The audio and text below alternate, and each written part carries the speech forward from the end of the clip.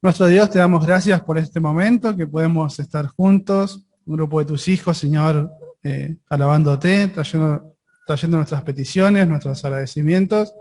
Te pedimos por este momento, Señor, que vamos a abrir tu palabra, que me estés ayudando a poder ser claro y que también estés ayudando a los hermanos a poder entender, a poder entenderme. Que el calor no sea una distracción y que en este momento nuestras mentes, nuestros corazones estén enfocados en tu palabra y en Cristo. En tu nombre, Señor Jesús. Amén. Bien, en la noche de hoy vamos a estar hablando sobre un tema en particular que tiene que ver con las canciones que veníamos cantando, que dirigió Marcos, acerca de la justificación. Sí, es una palabra conocida, una palabra profunda también que podemos pasar mucho tiempo estudiando, pero en el día de hoy quería que nos enfoquemos en esto. Quiero que vayamos a Job 4. En estos días estábamos leyendo Job, empezando una lectura anual, cronológica. Bueno, esperamos que con la ayuda de Dios poder pasar febrero, pasar números, donde todos nos trabamos en estos tiempos, en estos meses. Esto en paréntesis, también les invito a que puedan hacer un plan de lectura anual, de leer la Biblia. Es de mucho beneficio para nuestras almas, nuestros corazones. Y estaba leyendo con Marty, Job 4:17. Dice, está hablando Elifaz, que está respondiendo a Job cuando lo ve mal, lo ve ya, él está destruido, en cenizas, con lepra en el cuerpo. Y le dice esta frase: ¿será el hombre más justo que Dios? ¿Será el varón más limpio que el que lo hizo? Job 4:17. En la Nueva Biblia de las Américas dice: ¿es el mortal justo delante de Dios? ¿Es el hombre puro delante de su Hacedor? Es una pregunta que hace hablándole a Job, viendo su sufrimiento. Y me llevó a pensar de hablar en esta noche de la justificación, de tratar de responder esta pregunta, si es el hombre justo delante de Dios. Primero tenemos que entender qué significa la justificación. Tenemos diferentes conceptos acerca de qué es justificarnos. Un ejemplo que hacemos nosotros es que nos justificamos las cosas malas. Por ejemplo, está cocinando Marty y yo voy y le saco algo que está cocinando, una aceituna. Yo hago algo malo, algo que no tengo que hacer. Y me justifico a mí. No, pero yo tengo hambre. Como ven, no paso mucha hambre. Tratamos de justificar cuando hacemos un pecado, lo que hacemos es justificarnos. Una mentira. No, pero yo iba llegando tarde.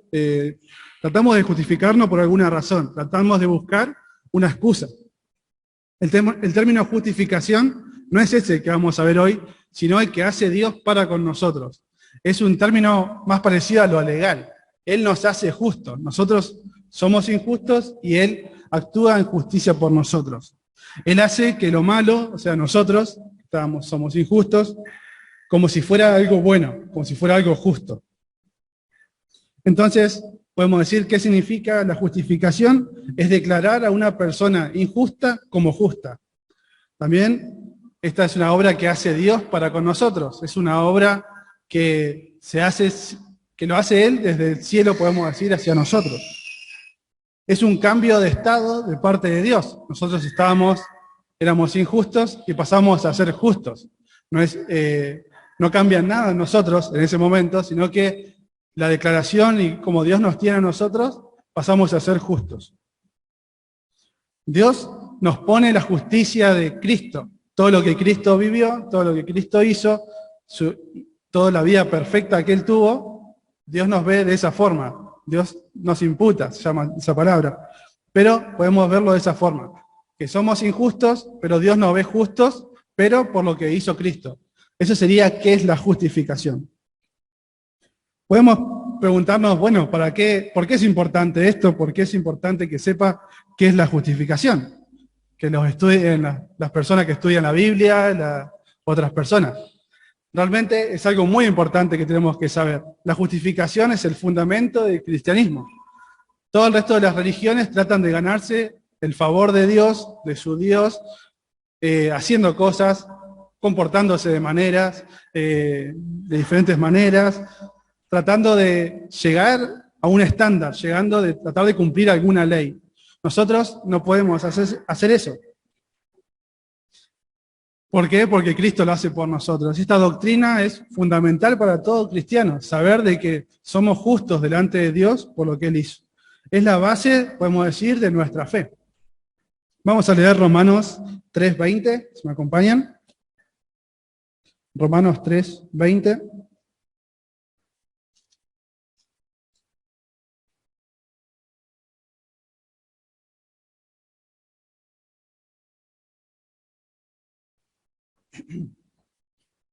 Dice, ya que por las obras de la ley, ningún ser humano será justificado delante de él, porque por medio de la ley es el conocimiento del pecado. Pero ahora, aparte de la ley, se ha manifestado la justicia de Dios, testificada por la ley y por los profetas. El 22 dice, la justicia de Dios por medio de la fe en Cristo Jesús, para todos los que creen en Él, porque no hay diferencia por cuanto todos pecaron y están destituidos de la gloria de Dios, siendo justificados gratuitamente por su gracia, mediante la redención que es en Cristo Jesús. El 25 dice, a quien Dios puso como propiciación por medio de la fe en su sangre, para manifestar su justicia a causa de haber pasado por alto en su paciencia los pecados pasados. Este pasaje lo podemos estudiar meses, pero vamos a hacer unos minutos nomás hoy. No, la profundidad que tiene esto es, podemos realmente estudiar meses sobre la justificación. Pero lo que quiero que entendamos, que nos vayamos hoy con, que es fundamental que sepamos qué es, saber que es que somos injustos y por las obras de Cristo Dios nos ve justos. Quiero que veamos 3 aspectos de la justificación. Primero, la justificación y el carácter de Dios. Viendo la justificación, ¿qué podemos aprender de esto? ¿Cómo nos muestra Dios?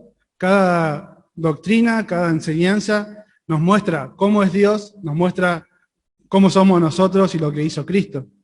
En este aspecto quiero que pensemos acerca de este Dios.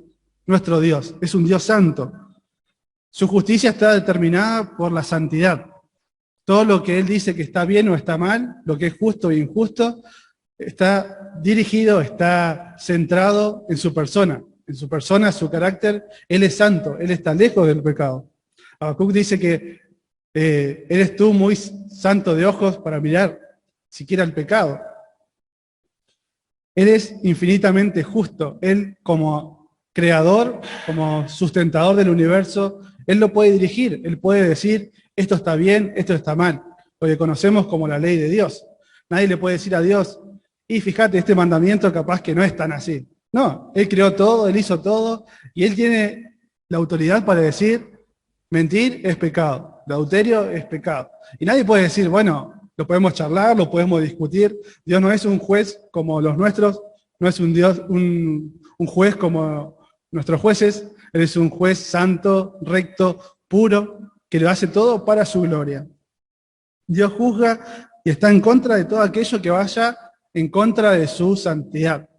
Entonces la justificación nos muestra un Dios santo, un Dios perfecto que no puede estar cerca del pecado, no puede estar cerca del pecador, no puede avalar el pecado. ¿Por qué? Porque es una ofensa hacia su persona, hacia su obra. Eso quería que veamos como un poquito de la justificación y el carácter de Dios. No nos olvidemos de esto, es un Dios santo. La justificación, otro punto que quiero que pensemos, la justificación y la obra de Cristo. Ahí hay una pregunta que hace en Job 4, se las leo, si no buscan. En Job 4, 7, dice, recapacita ahora. Miren la pregunta que hace Elifaz. ¿Qué inocente se ha perdido? ¿Y en dónde han sido destruidos los rectos?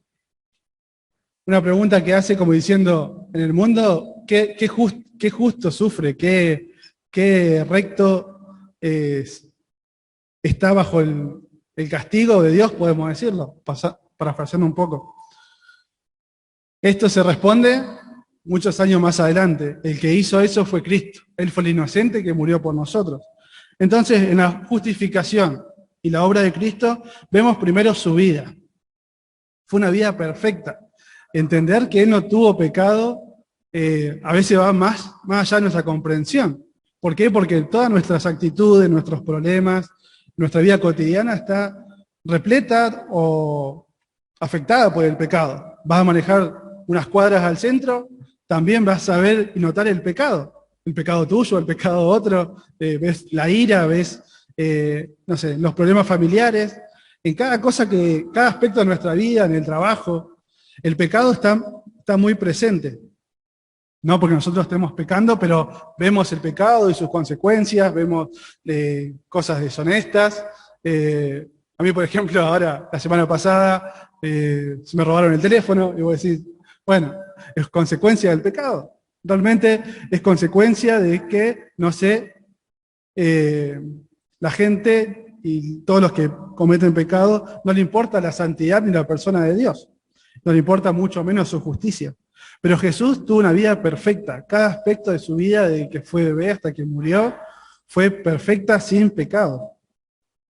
Y Él cumplió la ley. Él cumplió la ley a la perfección, como nos muestra las palabras repetidas ocasiones. Él cumplió cada cosa, cada ley que nosotros no podíamos cumplir, cada ley que peleamos todos los días para ser más santos, que dependemos de Dios para poder vivir una vida de santidad. Él la vivió perfecta. Él fue tentado y no pecó. Y Él vivió rodeado de pecadores, pero Él era el que no pecaba, Él llevaba el Evangelio. En su vida entonces vemos esto, una vida perfecta. También vemos en su muerte que Él es el pago por nuestros pecados. Como leíamos en Romanos, esta palabra propiciación, Él fue el pago. Él fue lo que nosotros teníamos que morir, Él tomó nuestro lugar. Y como decía Marcos hoy, es raro por ahí hablar de esto en una reunión de oración, es raro por ahí hablar de la cruz, hablar en el sentido de estudiar la cruz, siempre estamos hablando y pensando en lo que Dios hizo, pero hacerlo de una forma activa para decir, la oración que hacemos, la comunión que tenemos, la relación que estamos aún entre nosotros está marcada por la cruz. Seríamos todos desconocidos si no fuera por la cruz de Cristo. Y somos un pueblo que vamos en oración a nuestro Dios a orarle y pedirle. Pero volviendo a la obra de Cristo, a la justificación y la obra de Cristo, Él en este sacrificio, en la justificación, Él es exaltado. Él es el Cordero perfecto que murió por nosotros. En Romanos 3:25,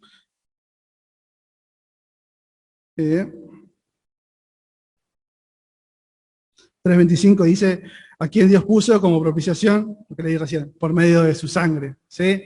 Por su sangre no fue que Él donó la sangre, sino que cada gota fue en dolor, fue en sufrimiento, fue por nuestra culpa. Y algo que vemos también en la justificación y la obra de Cristo es que era necesario. No podíamos nosotros presentarnos como justos delante de Dios si no fuera por Cristo. Realmente era necesario. En Lucas 24:7, Él le dice a los apóstoles, es necesario que el Hijo del Hombre sea entregado en manos de pecadores y sea crucificado. Era algo totalmente necesario. Necesario para nosotros. Él no necesitaba nada de nosotros. Nosotros éramos los que necesitábamos, sí o sí, su sacrificio. Entonces vimos la justificación y el carácter de Dios, la justificación y la obra de Cristo. Y por último quiero que veamos la justificación y el creyente. O sea, viendo esto, ¿para qué? ¿Por qué lo vemos? ¿Por qué lo leemos? ¿Por qué nos importa? Podemos decir. En Romanos 5, ahí nomás 5:1, dice, justificados pues por la fe, tenemos paz para con Dios por medio de nuestro Señor Jesucristo, por quien también tenemos entrada por la fe a esta gracia a la cual estamos firmes y nos gloriamos en la espera de la gloria de Dios.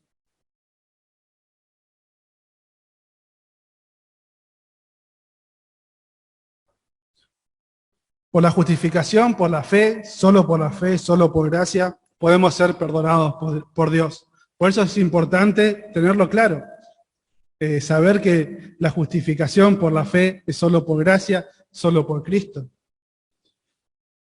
Para nosotros, Cristo llevó el castigo legal. Él fue llevado todo y puesto en Cristo. El carácter de Dios no se contradice ni se compromete. ¿Por qué? ¿Qué pasaba si Dios decía, bueno, están todos perdonados, vengan al cielo conmigo? Si iba a subir al cielo de gente con pecados que nunca tuvieron su paga. Y Dios es un juez justo. Él al pecado lo paga. Él no puede dejar el pecado sin pagar. Sería un juez injusto. Sería como un juez que perdona a un culpable. Simplemente lo perdona. ¿Y qué pasa con la condena? ¿Qué pasa? No, quedó en el aire, no se cumple. Fuiste perdonado. Una ilustración que me gusta de eso, que es bastante clara. Un asesino, por ejemplo, se presenta a la corte y dice, me arrepiento de haber matado a la gente, quiero ser bueno ahora. ¿Y qué pasa si el juez le dice, bueno, parece que fuiste sincero, te perdono? ¿Sería justo o injusto eso? ¿Están despiertos? Sería injusto, hermano. Sería una ofensa hacia la ley que el juez está defendiendo, las normas que él está defendiendo. Y nuestro Dios es así. Él no puede decir, bueno, vengan todos al cielo conmigo, está todo bien, no me importa la ofensa que tuvieron hacia mi persona, hacia mi carácter, hacia mi hijo, no me importa, vengan. No, Él no es así. Él toma muy en serio su santidad y Él es un Dios justo. Entonces, a través de Cristo, a través de su muerte, Él puede perdonarnos. Él puede decir, ahora sí vengan. ¿Por qué? Todo el pecado de ustedes, lo que hicieron, lo que pensaron, lo que van a hacer, que ni nosotros sabemos en qué podemos llegar a caer, todos tus pecados fueron perdonados en Cristo. Ahora sí, vení conmigo, te puedo perdonar. Ya no me importa, ya los pecados están echados al mar, como dice su palabra, pero fueron pagados, no fueron olvidados, no fueron menospreciados ni minimizados. Fueron pagados cada uno correctamente en la persona de Cristo. Dios así puede anular el castigo hacia nosotros. Nosotros ya somos vistos como inocentes y aún más como sus hijos. Podemos entrar a Dios y orarle como lo orábamos recién, como hijos amados. ¿Por qué? Porque el castigo lo llevó Dios, lo llevó Jesús. En primera de Juan 4:9, quiero que leamos.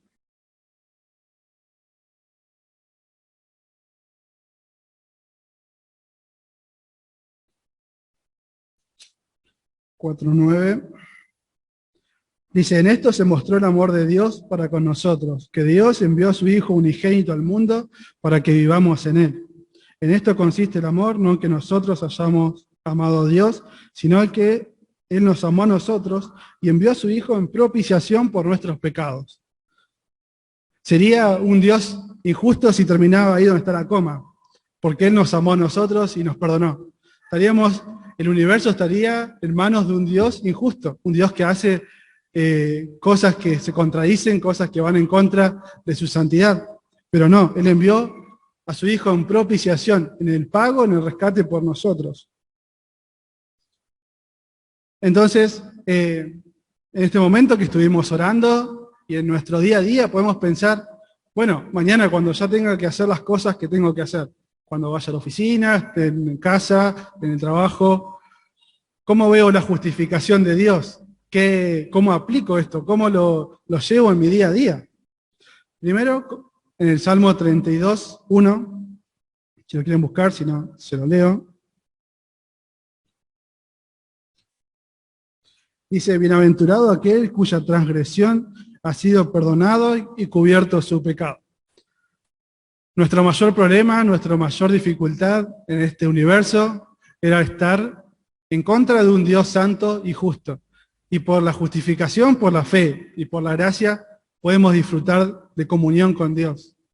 En nuestro día a día, esta comunión se refleja en que Él nos santifica.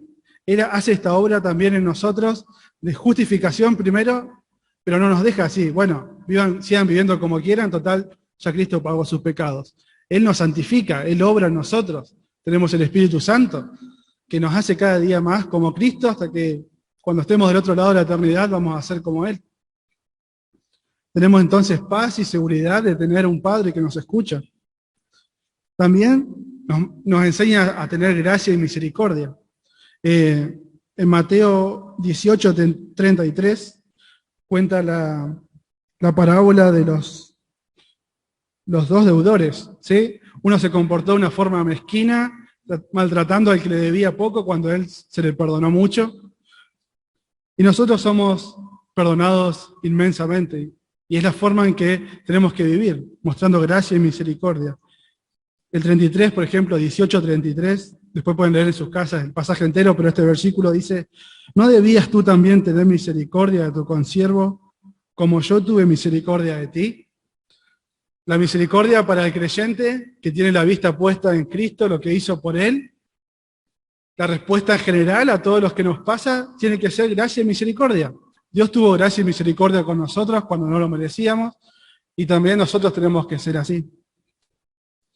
Entonces, en esta noche, hermanos, quería mostrarles esto, por ahí estos conceptos que a veces los sabemos, pero repasarlos y aplicarlos a nuestra vida. El hecho de que Dios nos justificó a nosotros por la fe, no por nuestras obras, no podemos hacer nada. Él nos justificó, nos salvó, nos ve como a Cristo, una vida perfecta, y nos manda que vayamos en este mundo llevando el Evangelio, que es la mayor obra, el predicar el Evangelio a otro, la mayor obra de gracia y misericordia, como tuvieron con nosotros, el decirle a un pecador: arrepentite por tus pecados, cree en Cristo. Qué mayor obra de gracia de predicar el Evangelio. Y lo mismo Dios nos manda para hacer. Así que espero poder haber sido claro, a pesar del calor, acá pega fuerte, más los nervios, pero hermanos, no olvidemos esto: fuimos justificados solo por fe, solo por Cristo, solo por su gracia, de una forma inmerecida. No podemos merecer nada de todas sus bendiciones, y Él aún así nos ama y nos da mucho más de lo que merecemos. Y sobre todo no nos da lo que merecíamos. Eso tenemos que agradecerle. ¿Oramos? Nuestro Dios, te damos gracias por esto que podemos ver, por la obra redentora de Cristo. Gracias porque nos salvaste, gracias porque nos viste en nuestro pecado, nos viste en nuestra maldad, siendo tus enemigos, y nos salvaste. Cambiaste nuestros corazones, nuestra mente, nos diste tu espíritu, y hoy podemos leer tu palabra, podemos entenderla, podemos aplicarla a nuestro día a día. Te pido que nos ayudes a manejarnos con gracia, a manejarnos con misericordia como tuviste con nosotros, teniendo paz, teniendo seguridad de que todos nuestros pecados fueron pagados por Cristo, y que nos ves, Señor, como tus hijos. Gracias, Señor, por este día. Te pido que nos estés también acompañando de rezo a nuestros hogares. En tu nombre, Señor Jesús. Amén.